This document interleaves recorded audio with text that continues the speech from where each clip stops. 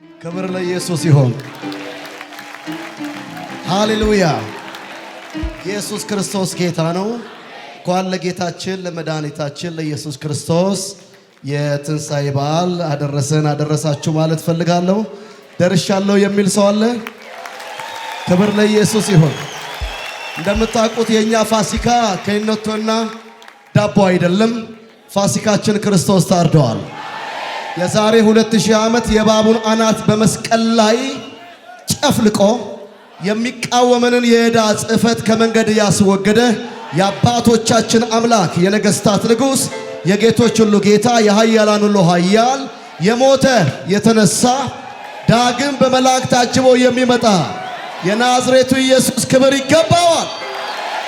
ክብር ይገባዋል። ክብር ለመንፈስ ቅዱስ ይሁን። ስንት ደቂቃ ነው መጠቀም ያለብኝ ስለው አፖስትልን መቀጠል ትችላለህ ስላለኝ፣ ስለዚህ እስከ ማለዳው ልሄድ ስለምችል አስቀድሜ መናገር እፈልጋለሁ ማለት ነው። ክብር ለሰራዊት ጌታ ለእግዚአብሔር ይሁን። ቴንክ ዩ ሶ ማች። በጣም ነው የማመሰግነው አፖስትልና ባለቤቱን እግዚአብሔር አምላክ ይባርካቸው። ክብር ለጌታ ይሁን። እንኳን ይሄ ሁሉ ኃያላን ከጌታ ጋር አጠገቤ ቆመው ይቅርና በምድረ በዳ በጸጥታ ቦታ ላይ እንኳን ተናገር ነው የሚያሰኘኝ። ስለዚህ ዛሬ ሰፈር ትቀይራለህ። ሃሌሉያ! ክብር ለኢየሱስ ይሁን። ቶሎ ነው የምናገረው፣ በከባድ ማርሽ ነው የምበረው። አጠገባችሁ ያለው ሰው ትኬቱ ስለተቆረጠ መብረር ሊጀመር ነው በሉት። አሜን። በዚህ ጉባኤ መንበርከክ እንጂ መዝረክረክ የተመታ ይሆን በኢየሱስ ስም የተሰበረ ይሁን። ያው ከመወዳቸው ንግግሮች መካከል አንዱን ወስጄ በመናገር አላምንም። የጌታ የእግዚአብሔር መንፈስ በተንበረከኩበት ቦታ ላይ ፓስተር ጌትነት እየጸለይልን አንድ ነገር በመንፈሴ ላይ አመጣ። አፈናቃዩ ይፈናቀላል። በደም እጆቻችሁን ከፍ አድርጉና አፈናቃዩ ይፈናቀላል በሉ። ሲባካችሁ ብለጡኛ አፈናቃዩ ይፈናቀላል በሉ። አሜን ነው። የመጀመሪያውን ሰው አዳምን እግዚአብሔር በመልኩ በአምሳሉ ፈጥሮ ያስቀመጠው የተገኘበት ቦታ አይደለም። ያስቀመጠው የት ነው ካላችሁ ዘፍጥረት ምዕራፍ 2 ቁጥር 15 ሲናገር በምድር በስተቀኝ በኩል በኤደን አስቀመጠው ይላል። ኤደን ማለት የአትክልት ቦታ ማለት ነው። ኤደን ማለት የእግዚአብሔር ሕልውና ያለበት ሰፈር ማለት ነው። እግዚአብሔር እዛ ቦታ ላይ አስቀምጦት እያለ እንራፈትና እንዳትረሱ ወዳጆቼ ወይ እዛው የእግዚአብሔር ሕልውና ያለበት ቦታ ኤደን ውስጥ አፈናቃዩ ነበር። ማን ነው ካልከኝ እባቡ ማለት ነው። ዛሬ ወገቡ ሳይሆን አናቱ ይጨፈልቃል። ከጸሎት ሊያፈናቅል ያለ ይመታል። ከቅድስና ሊያፈናቅል ያለ ይመታል። ከብለሲንግ ሊያፈናቅል ያለ ይመታል። አንድ ሰው ይብለጠ ይመታል። ኢየሱስ ጌታ። ፖርሽናችን ወይም ደግሞ እግዚአብሔር የሰጠን ልክና ጥጉ እግዚአብሔር ያለበት ሰፈር እንደሆነ የምታውቁት ምዕራፍ 3 ቁጥር 11 ላይ እግዚአብሔር መጣና እንደዚህ አለው፣ አዳም የት ነው ያለኸው አለው። ቦታው ራቁትነት አይደለማ፣ ቦታው ፍርሃት አይደለማ፣ ቦታው ድንጋጤ አይደለማ፣ ቦታው መኮሰስ አይደለማ። መጽሐፍ እንደሚናገር የእግዚአብሔር አምላክ ድምፅም በኤደን ገነት ይመላለስ ነበር ይላል። እኔ ስለማን ነው የማወራው የሚል ጥያቄ የለኝም። እግዚአብሔር አንደበቴን ከፍቶታል። መረቡን ወርውሮ ከማማ ላይ ሊያወርድህ ያለ ዛሬ ይወርዳል። መጽሐፍ እንደሚናገር እግዚአብሔር ፈጣኑን እባብ ሌዋታንን ጠማማውን እባብ በፈጣን በበርቱ እጁ ይመታል፣ በእባብ ውስጥ ያለውን ዘንዶ ይገላል እንደተባለ ዛሬ አፈናቃዩ ይሞትልሃል። ብለጡኛ ይሞትልሻል። ክብር ለኢየሱስ ይሁን። በደንብ አቅጣጫውን እንድታዩ ትፈልጋለሁ ወዳጆቼ። ወይ መንፈስ ዓለም ወደ ፍጥረታዊ ዓለም የሚገለጥበት በሮች አንዱ ዲክሌር የምታደርጓቸው እግዚአብሔራዊ የሆኑ ቃሎች ስለሆኑ በግምት አይደለም የምንናገረው፣ አነጣጥረን ግንባር እንመታለን። አሜን። ስለዚህ ዛሬ እግዚአብሔር ይከልልሃል። ታስታውሳላችሁ ነገሥት መጽሐፍ ምዕራፍ 13 ላይ የኤልያስ ስፍራ ቀርሜሎስ ነው። ቀርሜሎስ የጸሎት ተራራ ነው። የትንቢት ሰፈር ነው። እሳት የሚገለጥበት ቦታ ነው። ጀዘቤል ግን አንድ ነገር አደረገችበት። ምዕራፍ 19 ቁጥር 13 ይቅርታ ምንድነው የላከችበት ካላችሁኝ የባኦልን ነቢያት በቂሶን ወንዝ ወስዶ ባሳረደቸው ሰዓት ድምፅ አወጣች። ድምፁ ምንድነው? እገልሃለሁ የሚል ነው። እንደው አጠገባችሁ ያለው ሰው የትኛውም በህይወቴ ላይ የተነገረ ዛቻ ብሎት ባካችሁ፣ የሚያምንም የማያምንም የተናገረው ዛሬ አዋራዋን እንደምታራግፍ ዶሮ ከህይወቴ ላይ ከአገልግሎቴ ላይ ከዘመኔ ላይ ይራገፋል። ብለጥኛ ይራገፋል። ብለጠኛ ይራገፋል። ኧረ ሃሌሉያ! እርግጠኛ ሁኑ ወዳጆቼ፣ ሰብረ የምትወጣበት ሌሊት ነው ይሄ ሌሊት። ይው የመጣው ድምፅ ኖርማል እንዳልነበረ ከድምጾች ጀርባ መንፈስ እንዳለ የምታውቁት ወይ የእግዚአብሔር መንፈስ ወይ ደግሞ ኢፍል የሆነ መንፈስ እንዳለ የምታውቁት ኤልያስ ፈራ ይላል። ከክትክታ ዛፍ ስር ወደቀና እንደዚህ አለ፣ ይበቃኛል። ከጀርባው ልሳን ሳላስቀድም መልእክት እናገራለሁ። አይበቃህም በሉት። አጠገባቸው ነው ሰው የምትሄድበት መንገድ ሩቅ ነው በሉት። አሜን። መልአክ ልኮ አነሳው። አዛኤልን ቀባ፣ ኤልሳን ቀባ፣ ኢዩን ቀባ። ትውልድ ይዞ መሞት አይቻልም። ኃያላንን ይዞ መሞት አይቻልም። እግዚአብሔር ገዳቢውን ይገድበዋል። ቶሎ ቶሎ ለሌሎችም ወንድሞች ተራ ለመስጠትና ያንን ለማወጅ ማለት ነው ወዳጆቼ። ኤልያስንም ወደ ቀርሜሎስ ተራራ አላመጣውም።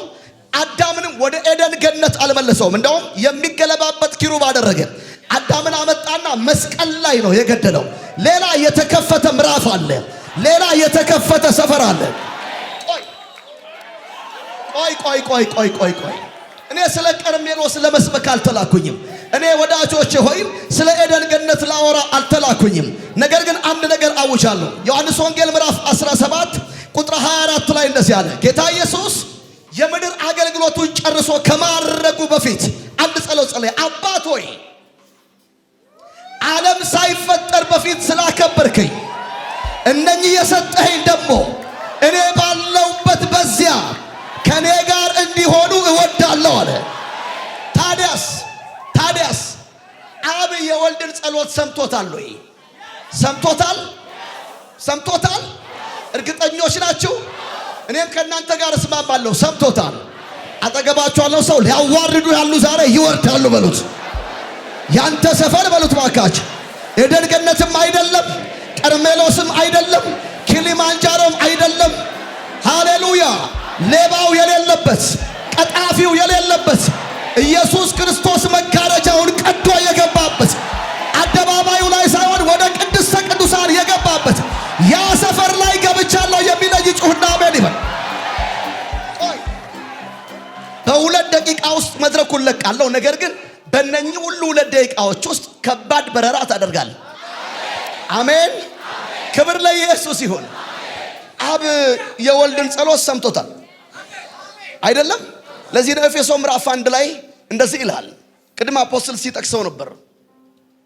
ፓርቱ ከሻካ ኢየሱስ ክርስቶስን ከሙታን ሲያስነሳው ከአለቅነት፣ ከስልጣናት፣ ከጌትነት፣ ከኃይላት ሁሉ በላይ አድርጎ በቀኙ ሲያስቀምጠው በሱ ባደረገው ሥራ የብርታቱ ጉልበት ይታያል ይላል።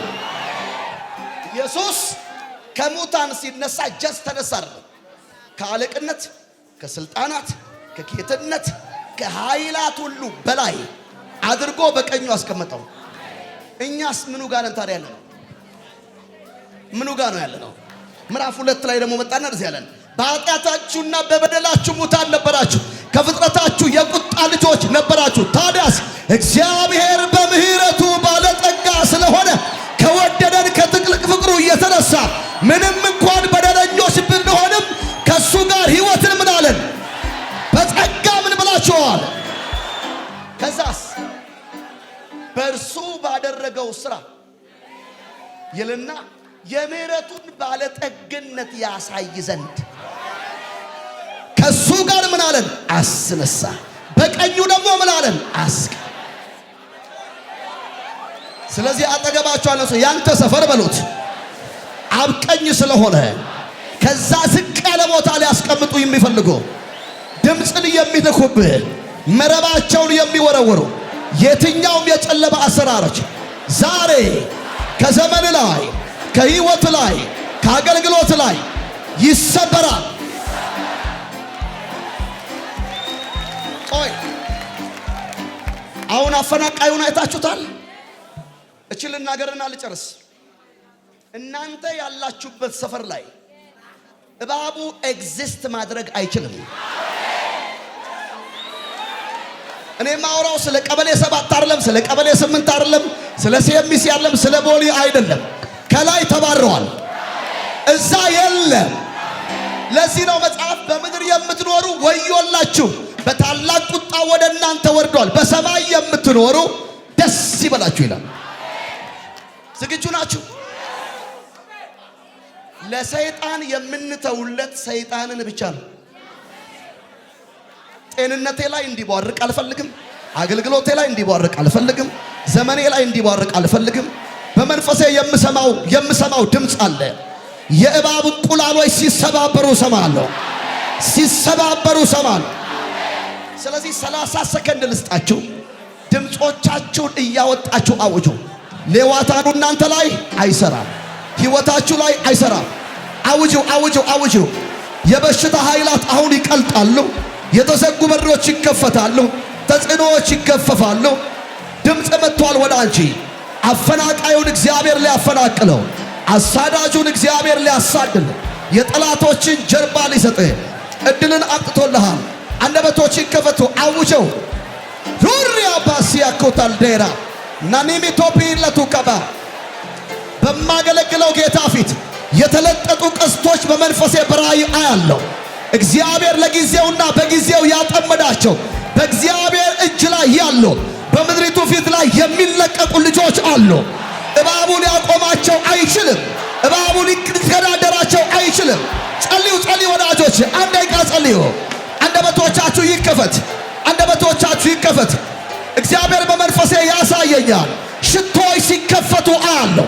መልካም መዓዛ የሚወጣባቸው ጠረናቸው የሚሰማ የሚደመጥ ሴትና ወንድ ልጆች በቢዝነሳቸው በአገልግሎታቸው በመውጣት በመግባታቸው የእግዚአብሔርን መዓዛ የሚያስተጋቡ እግዚአብሔር በሕይወታቸው ላይ ምልክትን ያደረገባቸው አቤት አቤት አቤት አቤት አቤት በተራራ አናት ላይ የሚተከል ባንዲራ በመንፈሴ አለው። እግዚአብሔር ይናገረኛል። ምልክት፣ ድንቅ፣ ተአምራት የሚሆኑ ልጆች አሉኝ ይላል እግዚአብሔር። በንግዱ አቅጣጫ፣ በፖለቲካ አቅጣጫ፣ በአገልግሎቱ አቅጣጫ አያለው በመንፈሴ አያለው በመንፈሴ አያለው በመንፈሴ ያጋቱ ወደ የደረሱ ለመውለድ የደረሱ ሰዎችን በመንፈሴ አያለው። ሲገላገሉ አየው እግዚአብሔር። ሲወልዱ ያሳየኛል እግዚአብሔር። ሲገላገሉ ያሳየኛል እግዚአብሔር። የሽግግር ጊዜ ነው ለብዙዎቻችሁ። የማለፍ ጊዜ ነው ለብዙዎቻችሁ። እግዚአብሔር መጽሐፍ እንደሚናገር ሴት የመውለጃዋ ጊዜ በደረሰ ጊዜ ትጨነቃለች፣ ከወለደች በኋላ ግን ጭንቋን ትረሳዋለች እንደሚል መሸጋገር ሲሆን አያለው። ሆራባባ ሳኩቲና ባራ ቱርኪታ ሚሴታ አንቲቢኮቲ ማታልዳ ናማቱ ቬሊያ ኩሬሲያና ላባርቱ ኪመታልታ ጂሚያሎ ፕሪዲቦሴ ፋኑኬቲ ማላዱራ አልባርቱ ሚላዴሴ ቀጣይ ወንድሜ ፓስተር በቃሉ እየመጣ እጆቻችሁ ዘርጉ ሲልክ እንደዚህ እግዚአብሔር መንፈስ ቅዱስ የታሰሩ ነዶዎች በሰዎች እጅ ሲገባ አያለው። ለዓመታት ድል ከሕይወታችሁ የራቀ አሸናፊነትን የተቀማችሁ የሰራዊት ጌታ እግዚአብሔር ምርኮ አድርጎ እጃችሁ ላይ አመጣው። ምርኮ አድርጎ እጃችሁ ላይ መለሰው። ለመንፈስ ቅዱስ ክብር ይሆንለት።